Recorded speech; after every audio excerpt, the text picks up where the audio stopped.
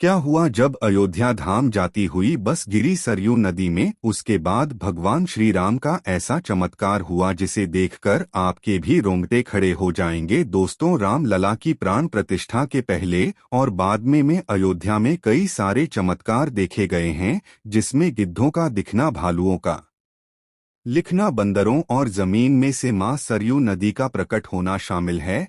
लेकिन इस चमत्कार को अभी तक का सबसे बड़ा चमत्कार कहा जा रहा है, जिसके पीछे की सच्चाई जानकर आपके पैरों तले जमीन खिसक जाएगी। इस अद्भुत चमत्कार को देखकर आपके भी रोंगटे खड़े हो जाएंगे, इसलिए इस वीडियो को अंत तक जरूर देखिएगा। लेकिन वीडियो शुरू करने से पहले अगर आप भी एक सच्ची सलाह लेनी है और राम मंदिर बनने से बेहद खुश है तो कमेंट में जय श्री राम जरूर लिखें। दोस्तों, भगवान श्री राम की महिमा और चमत्कारों से कौन अवगत नहीं है। सभी ने भगवान श्री राम के चमत्कारों के बारे में कभी न कभी तो सुनाया, फिर देखा ही होगा। का एक ऐसा ही चमत्कार हुआ दिल्ली के रहने वाले राजीव जी के साथ 8, जिसे जानकर हर कोई हैरत में पड़ जाएगा। आखिर क्या हुआ था राजीव जी के साथ, जानने के लिए इस वीडियो को बिल्कुल अंत तक देखिएगा। राजीव जी एक प्राइवेट कंपनी में नौकरी करते हैं। राजीव बड़े लंबे समय से भगवान श्री राम की पूजा अर्चना करते आ रहे हैं। एक दिन राजीव ने अपने ऑफिस के कुछ मित्रों के साथ भगवान श्री राम की जन्मस्थली के दर्शन करने के लिए अयोध्या धाम जाने का निर्णय लिया गया। राजीव के सभी मित्र भी इस बात से सहमत हो गए। वे कुल 22 लोग थे। राजीव ने सभी के लिए एक बस बुक की थी, जिसमें वे लोग बड़े ही आराम से बैठ सकते थे। राजीव 2 दिनों के बाद अपने मित्रों के साथ आज रात को लगभग 9 बजे अयोध्या धाम के लिए रवाना हो गया। उन सभी का सफर 10 से 12 घंटों का होने वाला था और सभी भक्ति भाव से भगवान श्री राम की जय जयकार करते हुए भजन गाते हुए आगे बढ़ रहे थे। देखते ही देखते उन सभी का आधार पर पूर्ण हो गया, लेकिन फिर भी सभी लोगों का भगवान श्री राम के प्रति भक्तिभाव कम नहीं हुआ था। राजीव की बस अयोध्या धाम से कुछ किलोमीटर पहले सरयू नदी के पास पहुंच गई थी। उस समय राजीव की बस एक जंगल से गुजर रही थी। जंगल ही सुनसान था, दूर दूर तक एक व्यक्ति भी नजर नहीं आ रहा था। राजीव के बस के ड्राइवर ने बताया कि यहाँ कुछ लुटेरे रहते हैं जो कि गाड़ियों को रोक कर लूटपाट करते हैं। सभी यह सुनकर काफी भयभीत हो गए। सभी ने बस की खिड़की दरवाजे बंद कर लें। तभी अचानक बस का टायर फटने की आवाज आई। टायर फटने के बाद पर सरयू नदी की ओर चली गई। जाकर सरयू नदी के किनारे एक पेड़ से टकरा गया। ड्राइवर ने नीचे उतरकर देखा तो एक बड़ी सी लोहे की कील टायर में घुसी हुई थी, जिसके कारण टायर पंचर हो चुका था। तभी बहुत डर गए थे। उन्हें भरोसा हो गया था कि यह उन्हें लुटेरों का काम है। सभी तुरंत बस में चढ़ गए और सभी खिड़की दरवाजे फिर से कर लिए और भगवान श्री राम को याद करने लगे। तभी वहां 2 लुटेरे बस का दरवाजा तोड़कर अंदर घुस गए।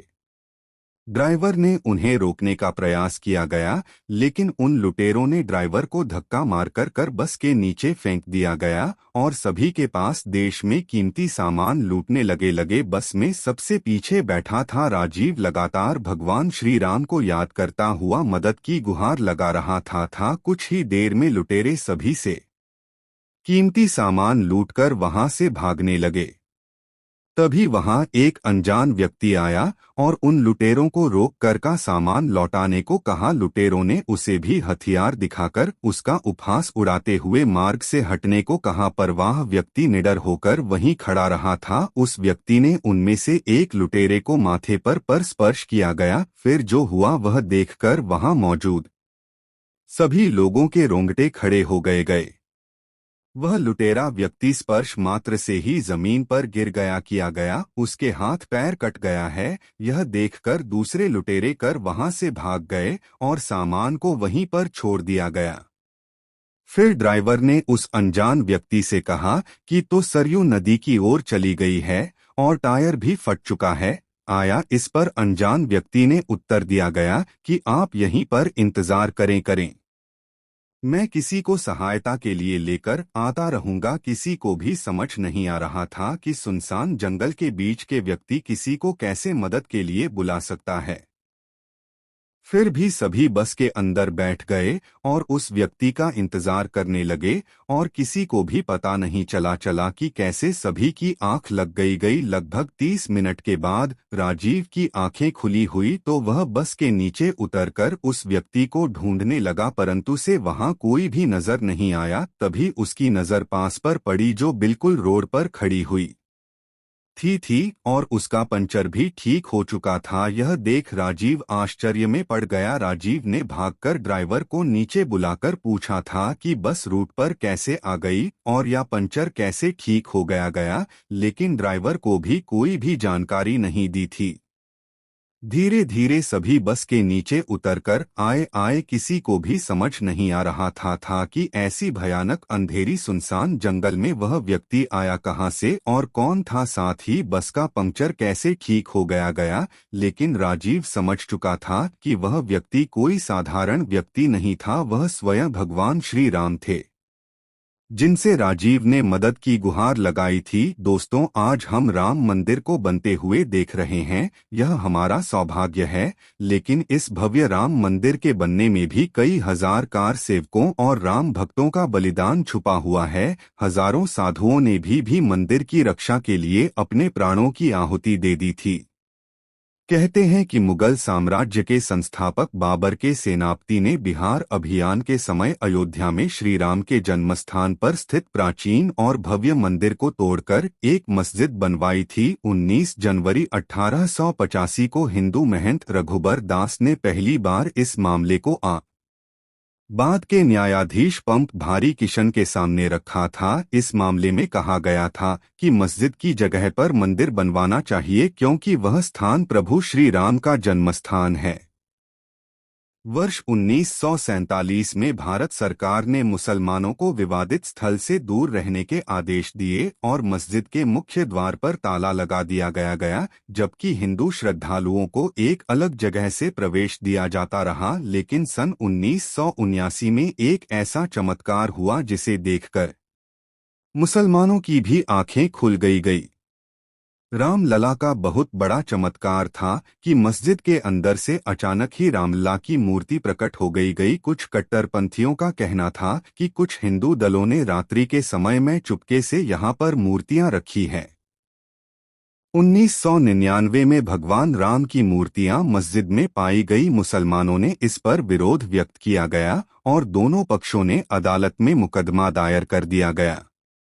सरकार ने इस स्थल को विवादित घोषित करके ताला लगा दिया गया। अक्टूबर 1990 को हजारों राम भक्तों ने मुख्यमंत्री मुलायम सिंह यादव द्वारा खड़ी की गई अनेक बाधाओं को पार कर अयोध्या में प्रवेश किया और विवादित ढांचे के ऊपर पर भगवा ध्वज फहरा दिया गया। लेकिन 2 नवंबर 1990 को मुलायम सिंह यादव ने कार सेवकों पर गोली चलाने का आदेश दिया गया, जिसमें सैकड़ों राम भक्तों ने अपने जीवन की आहुतियां दी थी। सरयू तट राम भक्तों की लाशों से भर गया था। इस हत्याकांड के बाद 8 अप्रैल 1991 को उत्तर प्रदेश के तत्कालीन मुख्यमंत्री मुलायम सिंह यादव को इस्तीफा देना पड़ा था। उस समय कोठारी बंधुओं के बलिदान की चर्चा खूब रही। दिसंबर 1992 को जब विवादित ढांचा गिराया गया, उस समय राज्य में कल्याण सिंह की सरकार थी। उस दिन सुबह करीब 10:30 पर हजारों लाखों की संख्या में कार सेवक पहुंचने लगेगी। दोपहर में 12 बजे के करीब कार सेवकों का एक बड़ा जत्था मस्जिद की दी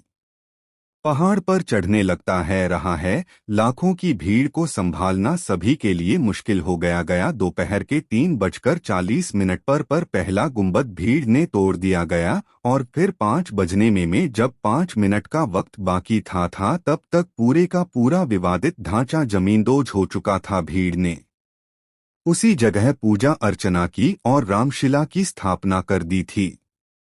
मुख्यमंत्री कल्याण सिंह का साथ आदेश था कि कार सेवकों पर गोली नहीं चलेगी। इस महान कल्याण सिंह जी को हम शाश्वत प्रणाम करते हैं। दोस्तों, राम मंदिर को बनता हुआ देखना सौभाग्य है, लेकिन जब भी हम इसके पीछे हजारों हिंदुओं का बलिदान देखते हैं तो हमारी आंखें नम हो जाती है। वीडियो को देखने के बाद आक्रमणकारियों के लिए आपका क्या विचार है, इसे कमेंट बॉक्स में जरूर बताइएगा। हमारे महान शहीदों के लिए आपकी श्रद्धांजलि नीचे कमेंट बॉक्स में जरूर दीजिएगा। का आप नीचे कमेंट बॉक्स में बताइए कि आप अयोध्या का जा रहे हैं, और ये वीडियो अगर आपको पसंद आई हो तो लाइक जरूर करें। रोजाना ऐसी घटनाएं देखने के लिए हमारे चैनल को सब्सक्राइब करके बेल आइकन को जरूर प्रेस कर ले लिया।